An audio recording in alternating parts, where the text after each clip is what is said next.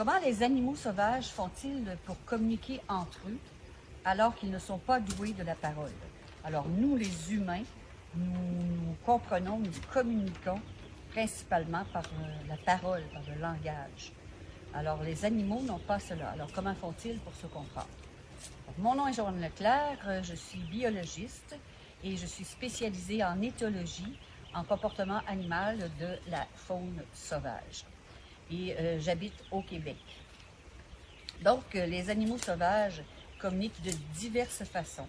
Alors, soit par des signaux visuels, signaux sonores, par écholocation, par diverses tactiques, diverses stratégies très particulières.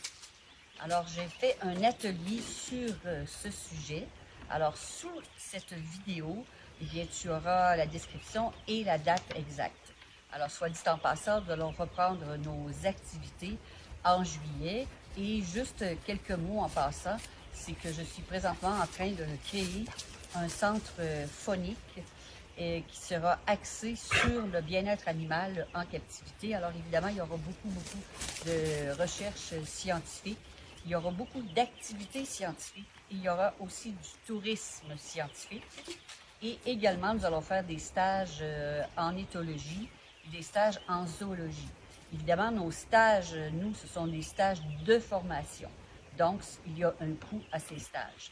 Il y aura des stages de courte durée pour le grand public, soit une après-midi d'initiation à l'éthologie, soit une journée d'initiation à l'éthologie. Mais pour ceux qui aimeraient en savoir plus, qui veulent être formés en recherche scientifique, eh bien, ces stages seront d'une durée de 5 à 6 semaines et même plus, et même davantage.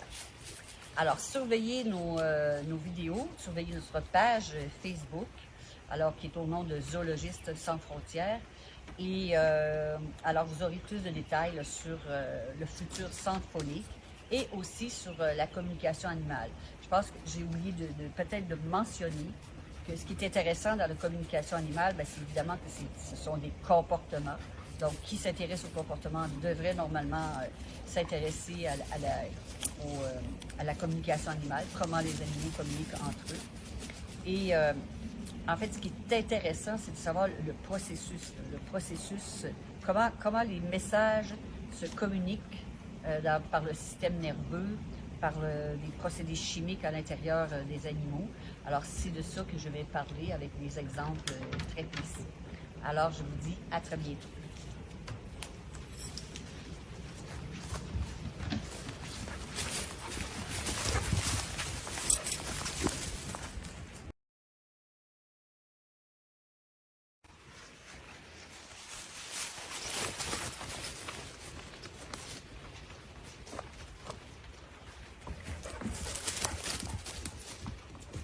Comment les animaux font-ils pour communiquer entre eux, pour se comprendre?